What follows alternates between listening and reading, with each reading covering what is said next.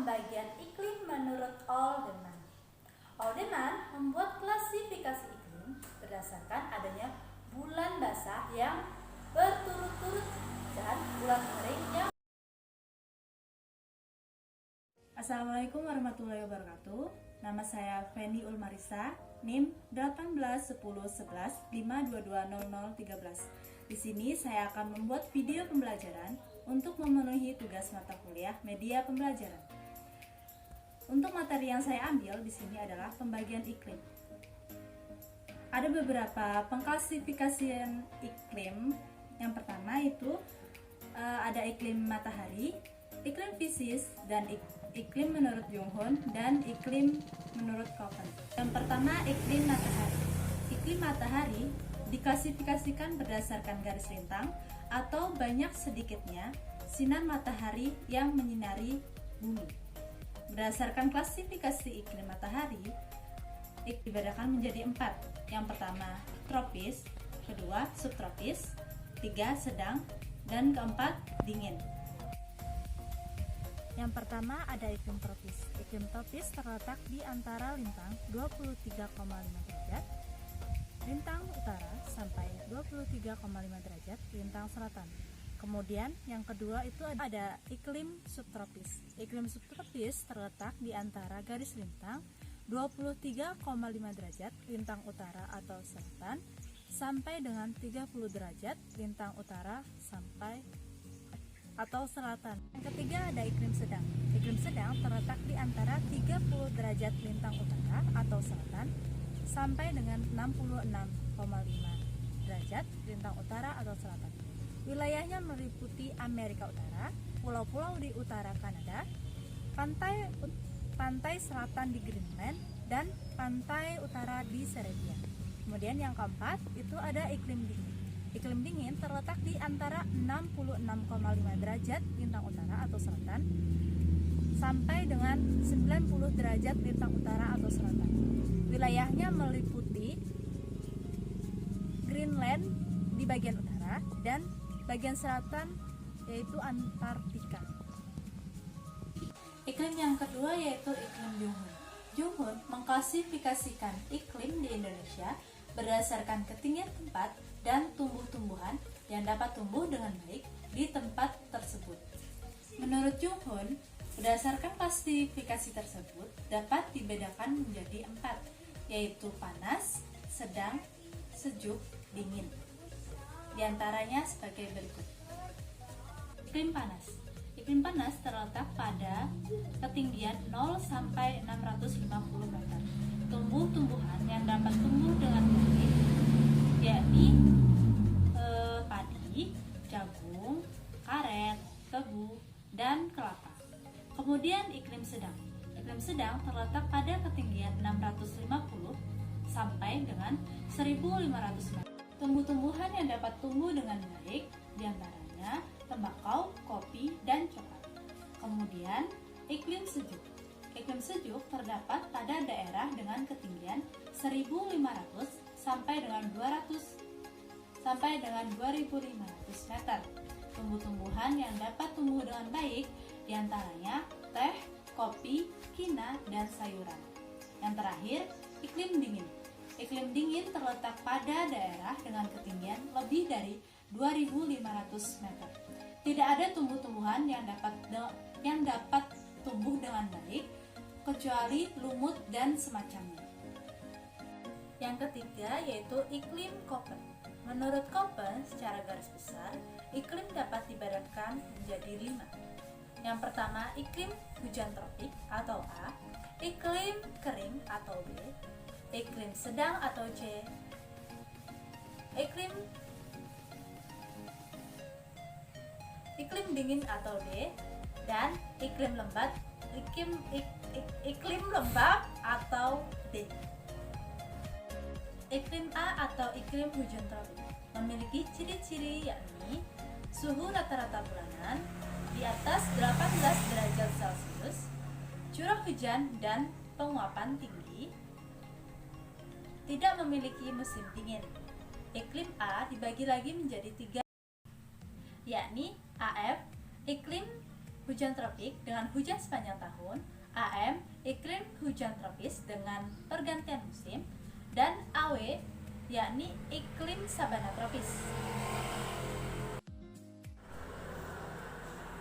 Yang pertama ada AM. Daerah yang termasuk tipe iklim ini adalah daerah yang pada bulan terkering curah hujan rata-rata lebih dari 60 mm. Oleh karena itu, di daerah itu terdapat hutan-hutan yang lebat. Di Indonesia, tipe iklim ini terdapat di Sumatera, Kalimantan, dan Sulawesi Utara. Yang kedua ada AM. Daerah yang termasuk tipe iklim ini adalah daerah yang jumlah hujan pada bulan-bulan basah dapat mengimbangi kekurangan hujan pada bulan-bulan terkering. Di daerah itu masih terdapat hutan yang cukup lebat. Di Indonesia, iklim ini meliputi wilayah Papua, Jawa Tengah, Jawa Barat, sebagian Sulawesi Selatan, dan pantai selatan Papua. Yang ketiga ada iklim AW. Daerah yang termasuk iklim ini adalah daerah yang jumlah hujan pada bulan-bulan basah tidak dapat mengimbangi kekurangan hujan pada bulan kering. Oleh karena itu, vegetasi yang terdapat di daerah itu hanya berupa padang rumput dan pohon-pohon yang jarang. Di Indonesia, tipe iklim sabana meliputi wilayah Jawa Timur, Madura, Nusa Tenggara, Sulawesi Tenggara, Sulawesi Selatan, dan Kepulauan Ariel. Kemudian iklim B atau iklim kering memiliki ciri-ciri curah hujan sangat berkurang, penguapan tinggi, tidak ada cadangan air, sehingga tidak ditemukan jenis sungai permanen. Iklim B dapat dibedakan lagi menjadi dua, yakni BS atau iklim stepa dan BW atau iklim gurun. Yang pertama ada BS atau iklim stepa. Daerah yang termasuk iklim stepa adalah daerah setengah kering atau semi arid dengan curah hujan di lintang rendah antara 380 sampai 760 mm per tahun. Kemudian yang kedua ada iklim gurun atau BW. Daerah yang termasuk iklim gurun yaitu daerah kering atau arid yang mempunyai curah hujan kurang dari 250 mm per tahun. Selanjutnya iklim C atau iklim sedang. Iklim sedang memiliki ciri-ciri pada musim panas suhunya lebih tinggi 10 derajat dan pada musim dingin suhunya antara minus 3 derajat sampai 18 derajat Celcius. Iklim C terbagi menjadi 3. Yang pertama CF, iklim sedang yang lembab. 2. CW, iklim sedang dengan musim dingin yang kering. Yang ketiga CS, iklim sedang dengan musim panas yang kering. Oke, yang pertama yaitu ada CF atau iklim sedang yang lembab. Daerah yang termasuk iklim ini selalu lembab sepanjang tahun. Yang kedua, iklim sedang dengan musim dingin yang kering atau CW. Daerah yang termasuk iklim itu ditandai dengan musim panas yang lembab dan musim dingin yang kering. Dikatakan musim dingin yang kering apabila jumlah hujan rata-rata pada musim dingin lebih kecil dari 1/10 jumlah hujan bulan terbasah pada musim panas. Yang ketiga, iklim sedang dengan musim panas yang kering atau CS. Daerah yang termasuk iklim itu ditandai adanya musim panas yang kering, yaitu apabila jumlah hujan terkering pada musim panas lebih kecil dari 1/3 jumlah hujan pada bulan terbasah pada musim dingin. Pada bulan terkering, pada bulan terkering hujannya lebih kecil dari 30 mm. Ada iklim D atau iklim dingin. Iklim D rata-rata bulan terdingin kurang dari minus 3 derajat Celcius dan suhu rata-rata bulan terpanas lebih dari 10 derajat Celcius. Iklim D dapat dibedakan menjadi dua, yakni DF, iklim dingin dengan musim dingin yang lengkap, DW, iklim dingin dengan musim dingin yang kering. Ada iklim E atau iklim kutub. Iklim E ini memiliki ciri-ciri suhu rata-rata di bulan terpanas kurang dari 10 derajat Celcius dan suhunya dingin sepanjang tahun. Iklim E dapat dibedakan menjadi dua. Yang pertama, ada iklim ET atau iklim tundra, dan yang kedua, ada iklim EF atau iklim es atau iklim es abadi. Oke, yang keempat yaitu ada iklim fisis.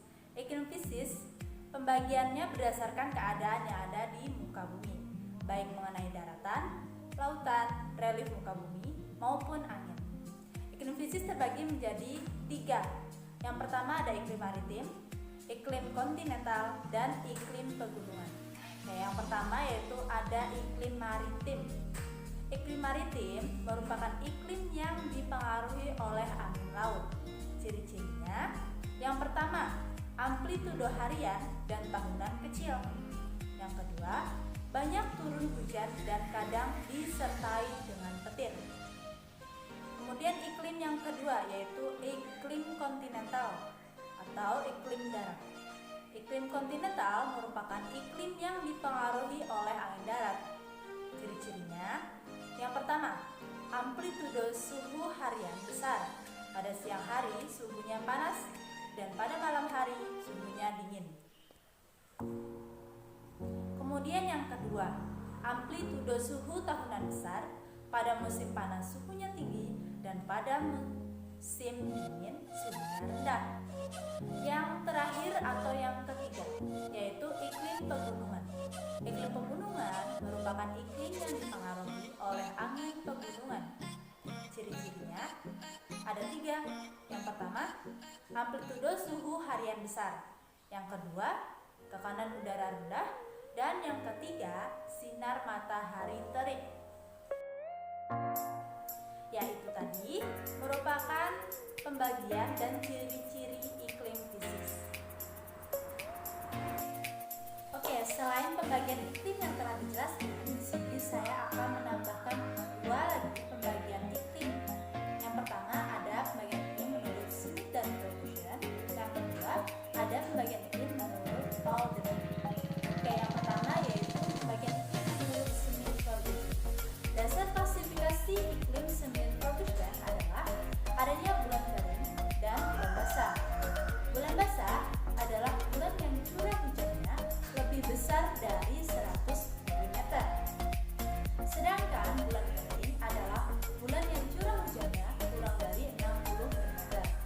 Keduanya menggunakan suatu rasio Q, yaitu perbandingan antara jumlah rata-rata bulan kering dan jumlah rata-rata bulan basah untuk membuat penggolongan iklim. Yang telah dirumuskan, yakni rumusnya adalah Q sama dengan jumlah rata-rata bulan kering dibagi dengan jumlah rata-rata bulan basah dikali 100%. Berdasarkan besarnya nilai Q, terdapat 8 tipe iklim di Indonesia. Yang pertama ada golongan A. Tipe iklimnya sangat basah. Nilai Q-nya adalah 0 kurang dari sama dengan Q